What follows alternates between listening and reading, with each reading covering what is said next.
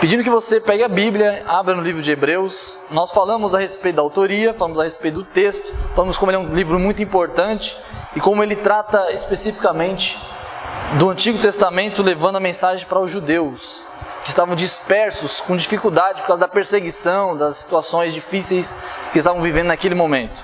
E nós falamos um pouco do prólogo, né, do texto de Hebreus, que é aqueles 4 primeiros versículos, os 4 primeiros versículos do livro de Hebreus, que praticamente ele faz ali um sumário, né, do que é o texto que ele quer tratar com aquelas pessoas.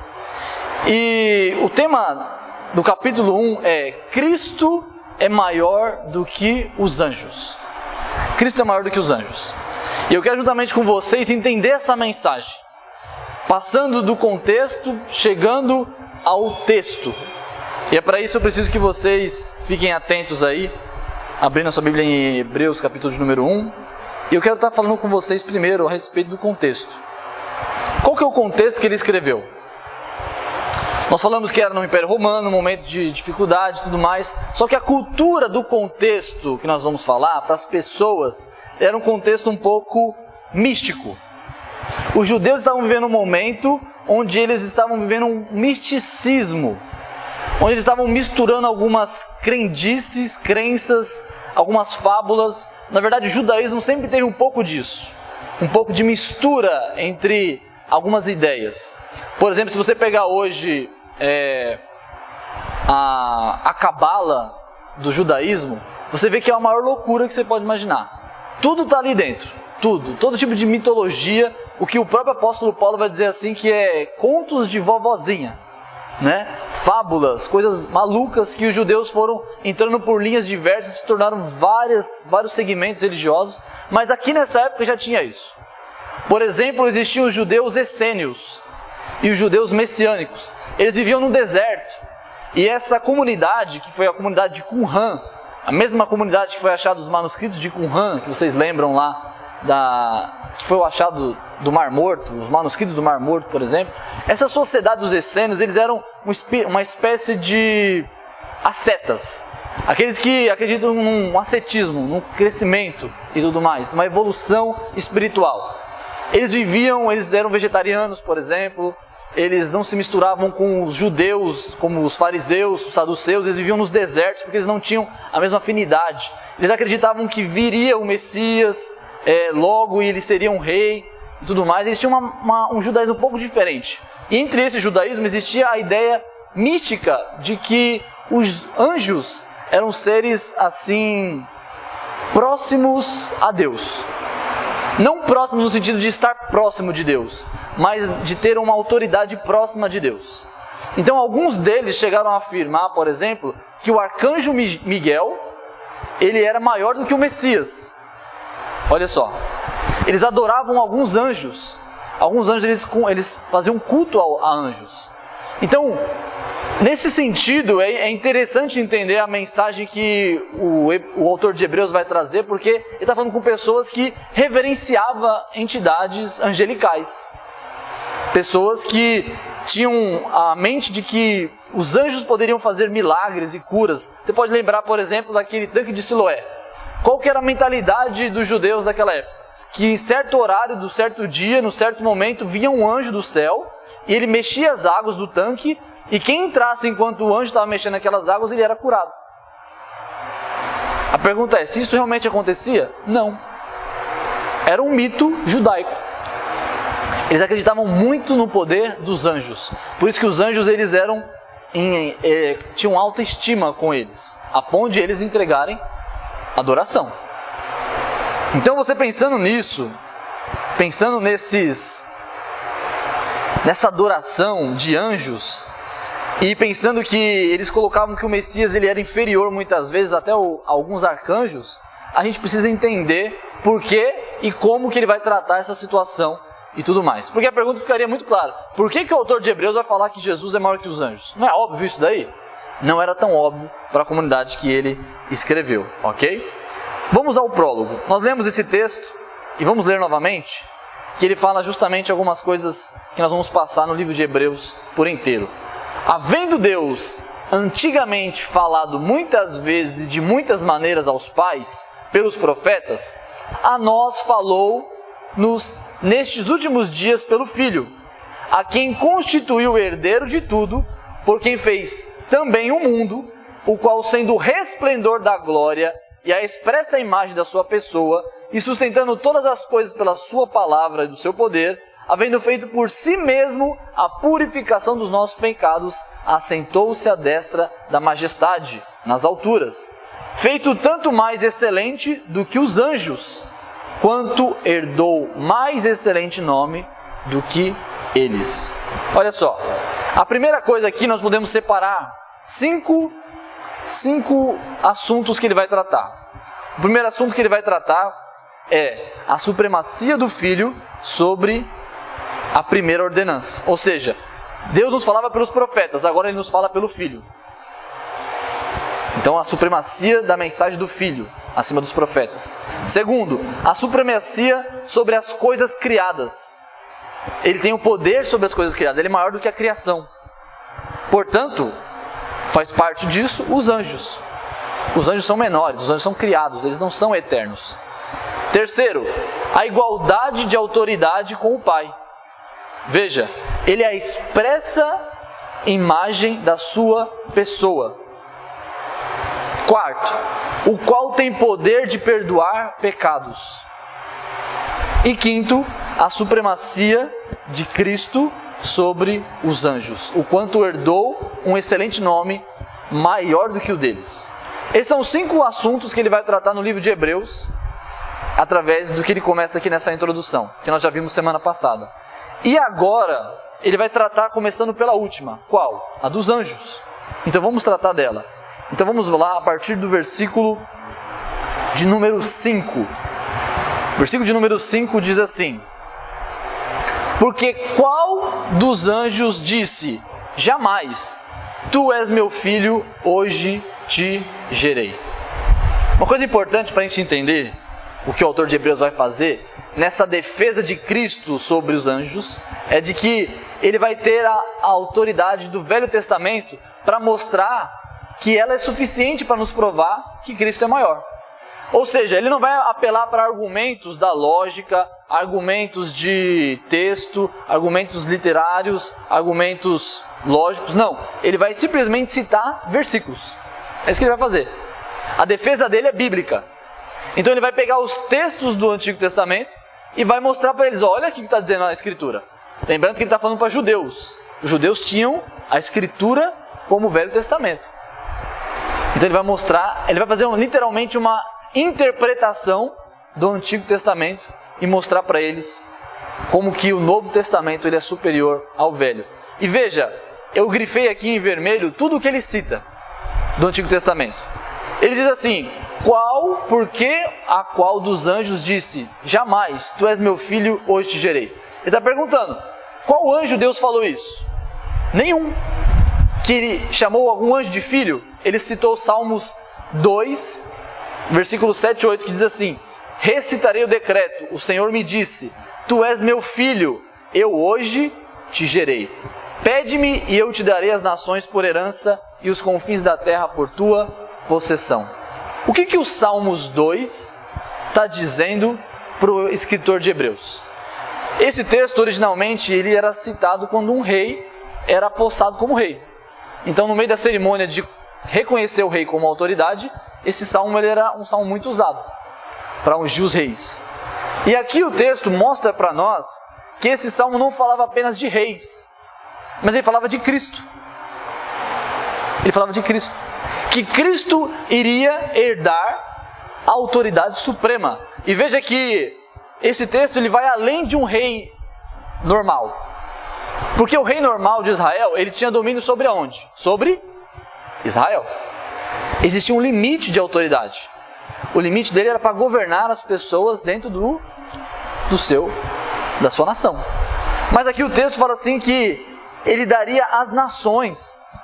Nenhum rei na terra e nenhum rei na Bíblia foi dado autoridade sobre as nações. Nenhum rei na Escritura teve autoridade sobre uma outra nação sem ser Israel ou sem ser Judá, depois que houve a divisão. Então esse reino ele está interpretando dessa forma. Esse reino que está se falando aqui, esse é um reino cristológico. É Cristo que está sendo representado aqui. Cristo é o Filho que Deus herdou e colocou como rei sobre as nações. Ele não é só alguém, uma pessoa, uma liderança. Ele é o rei das nações. Em outras palavras, ele está mostrando aqui que o reino de Cristo, ele é um reino mundial. Ele é um reino delegado por Deus de autoridade. E aqui também ele fala a respeito, o Salmo de número 2, fala sobre filho. E aqui é uma questão muito emblemática, né? E aqui talvez você já tenha tido essa ideia. Por que Jesus é chamado de Filho de Deus, se Ele é Deus? Já teve essa impressão? Por que isso? E é importante a gente entender essa questão, porque na nossa língua hoje, na nossa cultura, chamar alguém de filho não é a mesma coisa do que como quando era usado a palavra filho antigamente. Por isso é importante nós, quando formos entender a Bíblia, nós entrarmos no mundo da Bíblia e não no nosso. Porque quando nós falamos assim, você é filho de fulano, muitas vezes a ideia é o quê? Que você saiu dele, ele te deu início à sua vida e agora, a partir de agora, você nasceu. Se não fosse ele, você não existia. É mais ou menos isso, né? Outro dia estava o vô da Isabela e disse o que para ela? Falou assim, você sabia que se não fosse eu, você não existia? Essa é a ideia de filiação que nós temos na nossa cultura. É a ideia de dependência. Mas a ideia bíblica de filho não é essa ideia. A ideia, quando fala de filho de Deus, não está falando que Deus criou a partir do nada alguém. Jesus Cristo não é o Filho no sentido de que ele foi gerado, criado por Deus. Não é esse sentido. E aí é importante a gente entender a cultura. Qual que é a ideia então de ser filho? De ser representado e chamado de filho? A ideia não é de geração, mas a ideia é de qualidade. O que é qualidade? Quando a Bíblia fala de qualidade, está falando assim, você é filho de fulano é porque você tem a mesma qualidade que fulano. Eu vou dar alguns exemplos para vocês bíblicos, vocês vão entender isso facilmente. 3 textos para a gente pensar. Primeiro, 1 João 3,10. Olha o que o texto vai dizer. Nisto são manifestos os filhos de Deus e os filhos do diabo. Qualquer que não pratica a justiça e não ama seu irmão, não é de Deus. O que o texto está falando para a gente? Ele está dizendo que o diabo criou pessoas assim como Deus criou seres humanos?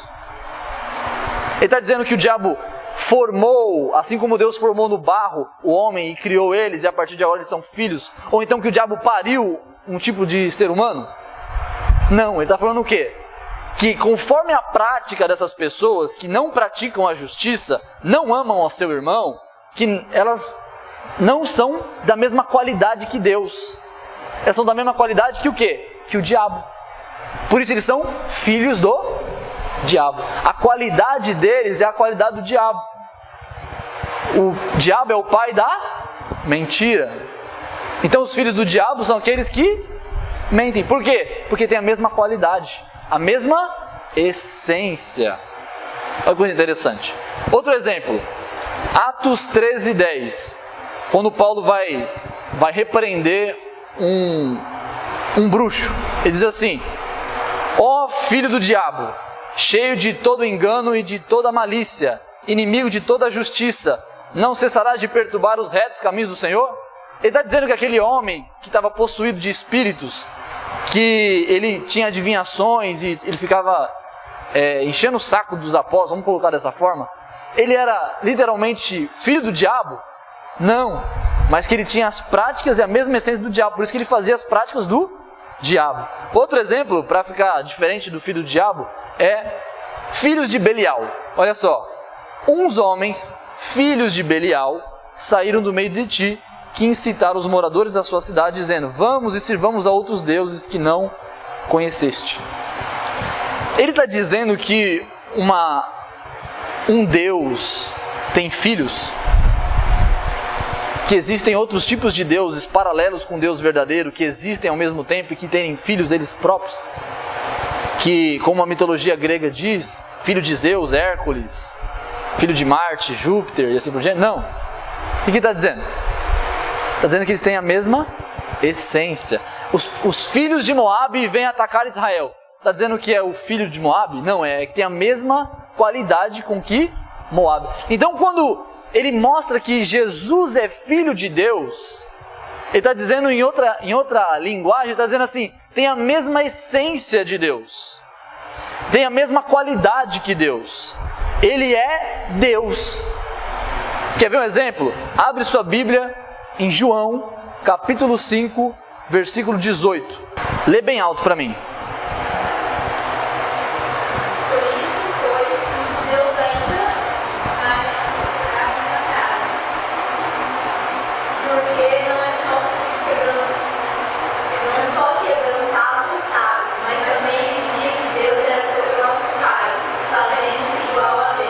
Olha só, por que os judeus queriam matar Jesus e acusavam ele de blasfêmia? Porque Jesus, ele não se dizia filho de Deus no sentido brasileiro da palavra.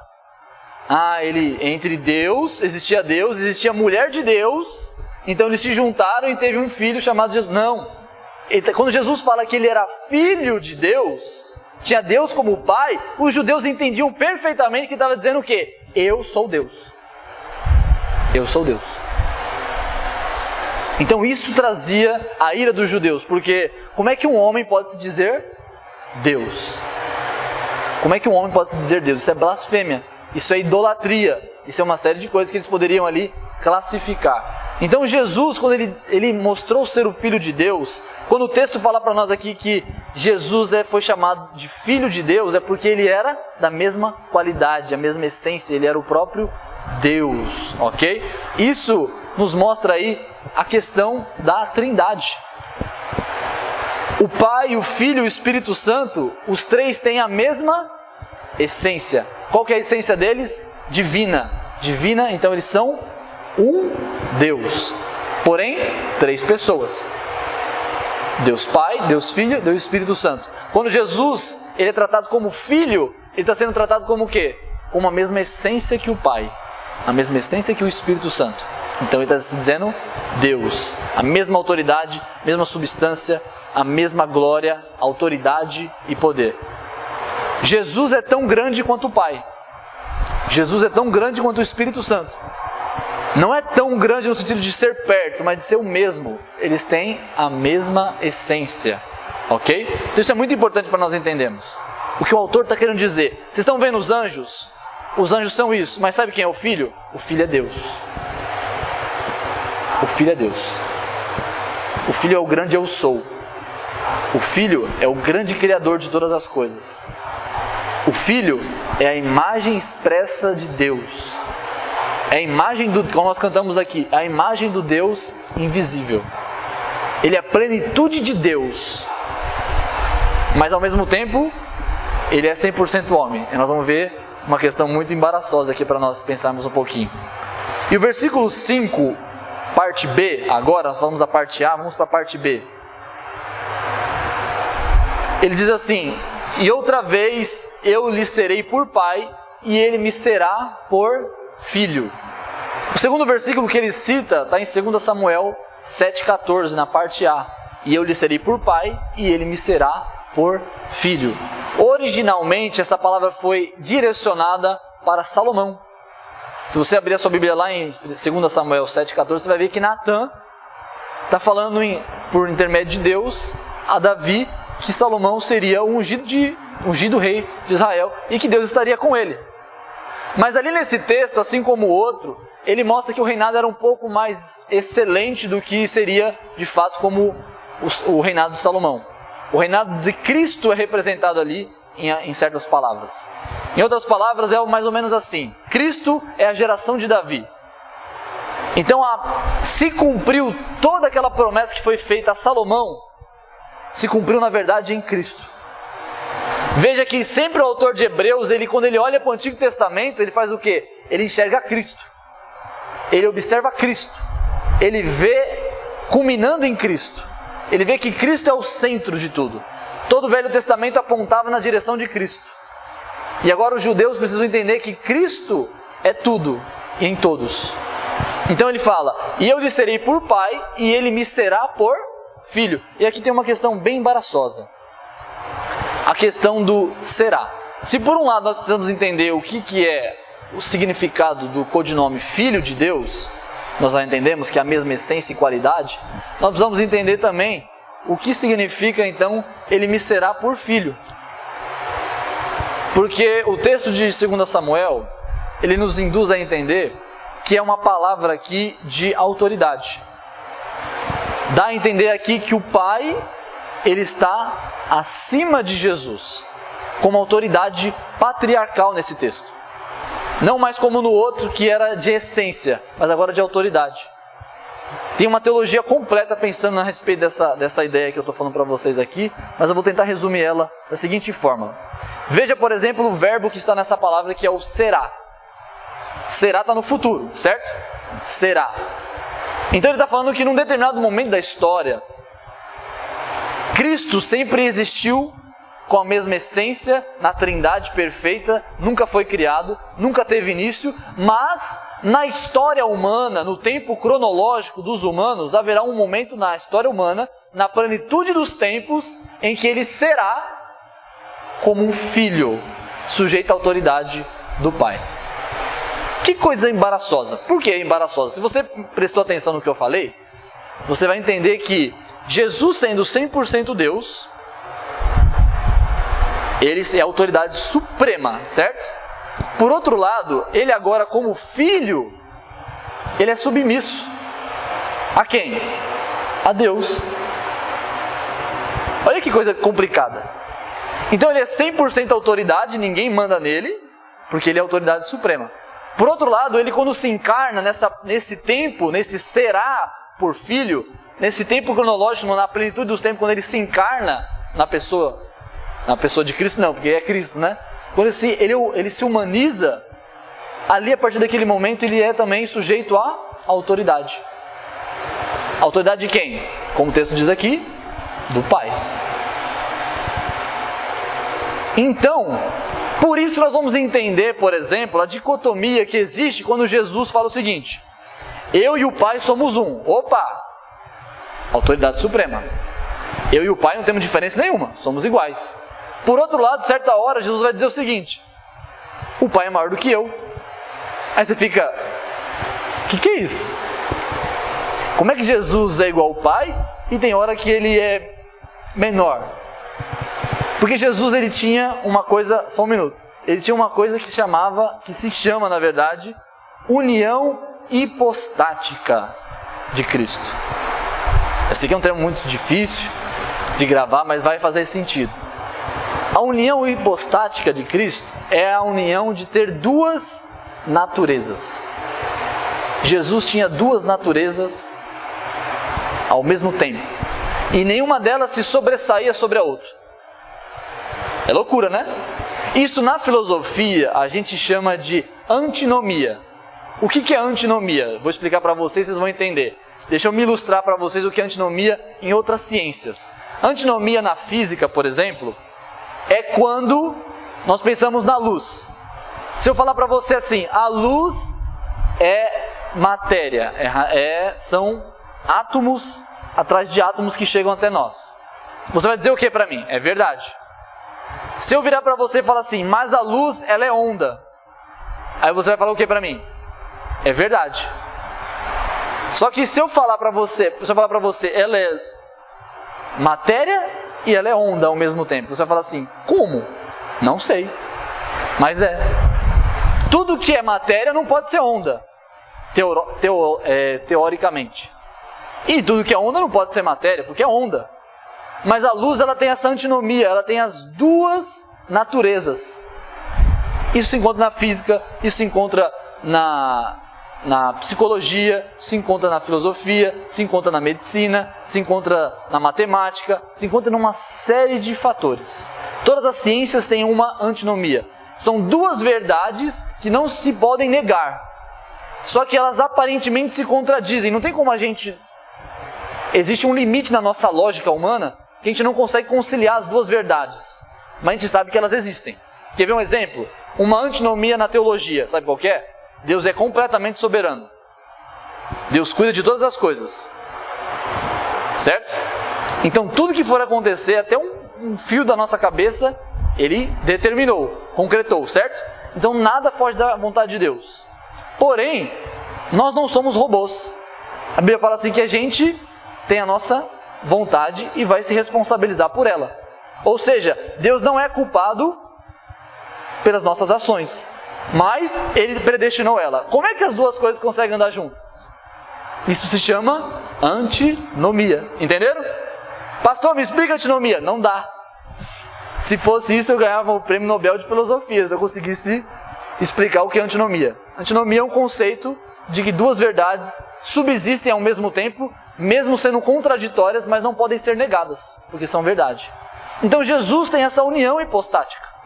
Ele tem duas naturezas que uma não passa da outra. Jesus não é mais divino do que humano, e nem mais humano do que divino. Jesus é 100% divino e 100% humano. E por isso que Jesus, nesse momento em que Ele se encarnou, então foi o momento que Ele se submeteu a Deus como Pai, pela sua condição humana, de ser 100% humano, mas como Deus, Ele era a autoridade máxima também. E aí nós vemos uma questão muito legal, que é a questão, como nós mostramos aqui, dessa unanimidade de Deus. Mesmo o Filho sendo uma pessoa, o Pai sendo uma pessoa e o Espírito Santo sendo uma pessoa, distintos, mas unidos pela mesma essência, eles nunca discordam entre si. Eternamente sempre iguais. Eternamente sempre o mesmo. Eternamente sempre unânimes. Até quando Jesus ele era sujeito, ao mesmo tempo ele era autoridade. Então quando Jesus vira, ele diz o seguinte: mar e o vento, parem. Autoridade máxima, não tem ninguém para falar não para ele. Porque ele está falando como Deus. Mas aí em determinado momento ele está orando, pedindo para Deus, se possível afaste de mim esse cálice.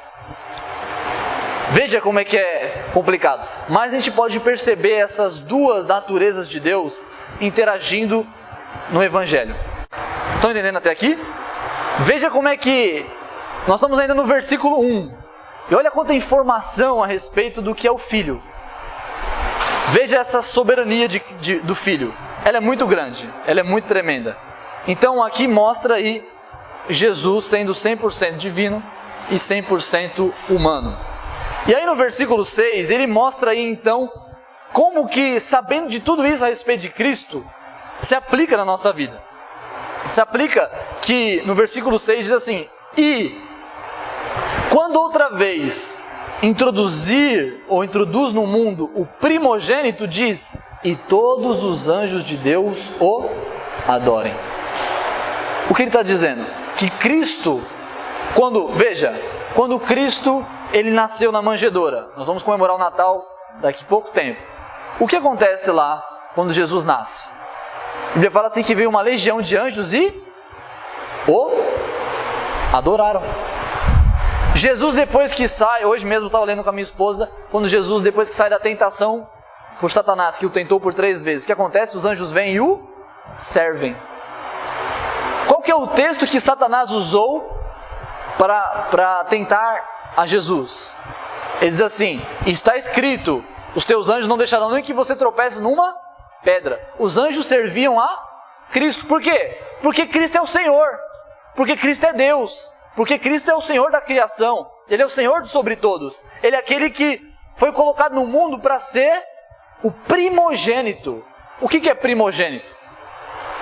Primogênito, novamente aqui, foge um pouco da nossa realidade, da nossa cultura. Primogênito para nós qual que é o primogênito da família da Carla? É o irmão mais velho dela, não é isso? O irmão mais velho é o primogênito dos irmãos. Mas a palavra primogênito, ela significa o primeiro, ou o mais importante, ou o que tem a primazia, aquele que tem a preferência, o predileto, o principal. Entenderam? Então, Cristo no mundo, Ele é o principal. Ele é Deus no mundo. Todas as coisas giram em torno dele. Tudo, como o apóstolo Paulo vai dizer, tudo foi criado por Ele e para Ele, e por meio dele todas as coisas existem e convergem. Ele é o centro da criação. A criação olha para Ele como o Senhor e ela se prostra.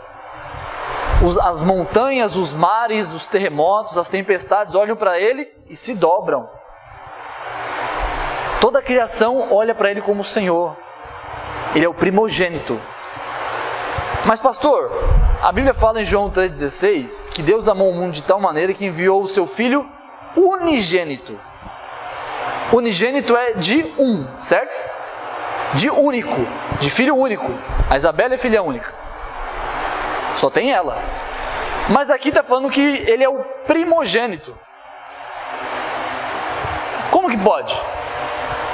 Aqui o texto está dizendo mais ou menos para nós da seguinte forma: que ele, como o único filho de Deus, que é em essência com Deus, ele nos deu direito, como vai dizer em João 1, ele nos deu direito a sermos filhos de Deus. E a partir desse momento que ele nos deu esse direito, então ele se torna primogênito. Primogênito de muitos irmãos.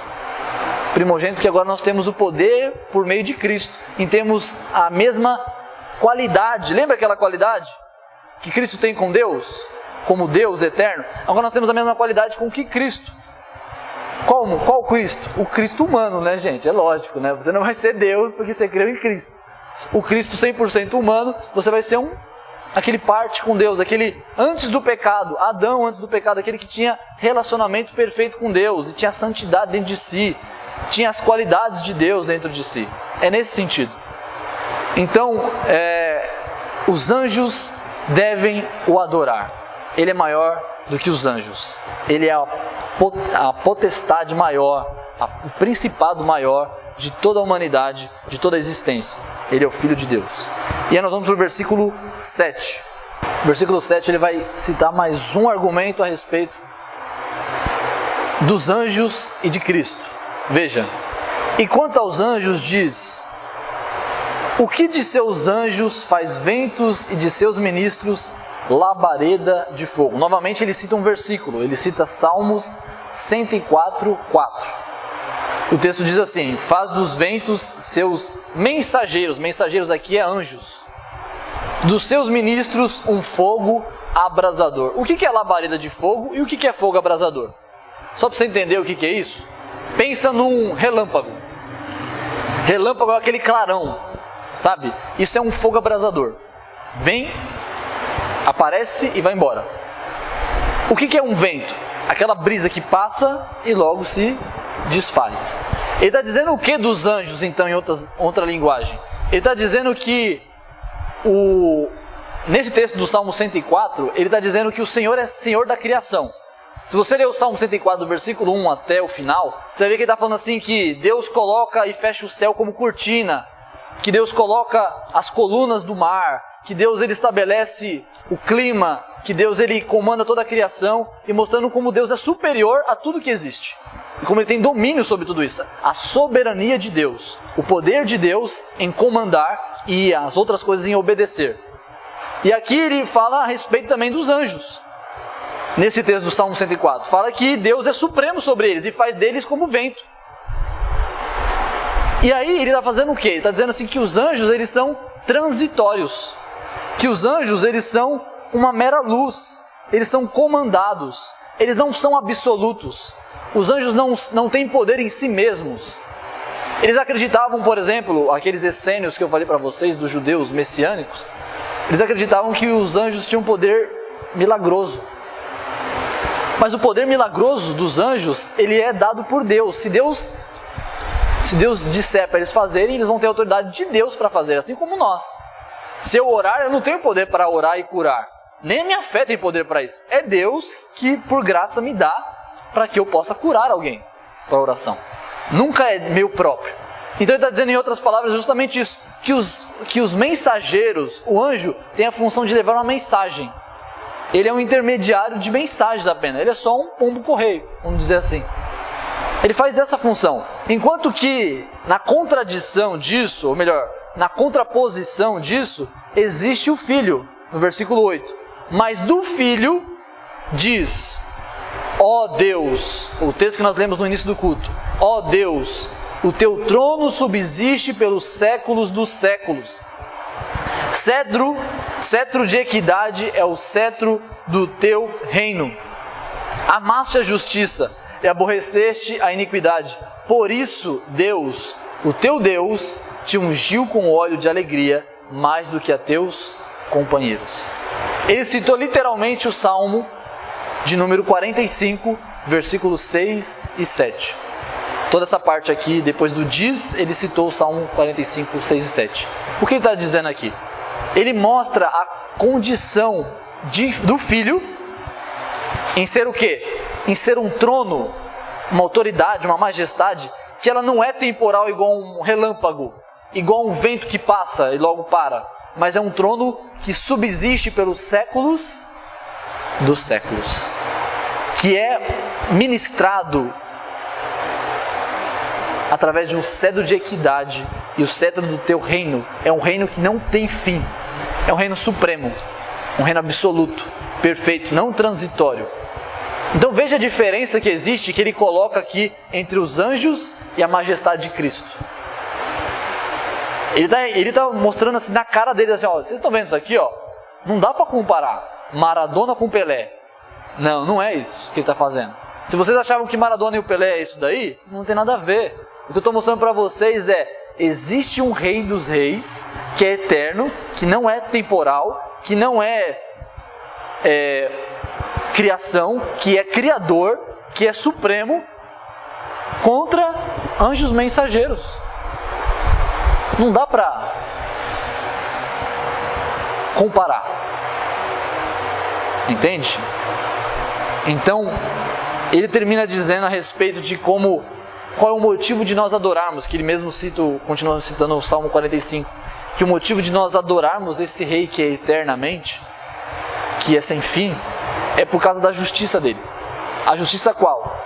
De levar os pecados. A justiça de sempre andar com perfeição. Jesus, quando esteve na terra, eu estava conversando com a Isabela hoje, no nosso devocional. Jesus, quando veio na terra como homem, pasme, mas Jesus podia pecar.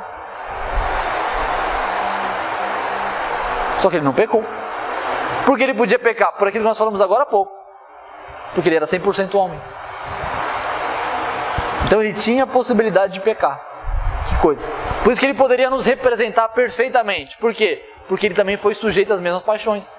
Tanto é que o texto de Mateus 4, ele está com fome. Ele está com desejo. E ele poderia muito bem se doar no pecado e aceitar a tentação de Satanás. Mas ele faz o quê? Ele resiste com a palavra. Veja que Jesus, ele amou a justiça. Ele amou e aborreceu a iniquidade. Por isso, olha o que o texto vai dizer. Por isso, Deus, está falando com Cristo. A mensagem do texto é essa. Por isso, Cristo, Deus, 100% Deus, o teu Deus, quem é o Deus de Deus? Quem é o Deus de Deus? É o próprio. Jesus Cristo faz parte da Trindade, certo? Quem é o Deus de Cristo?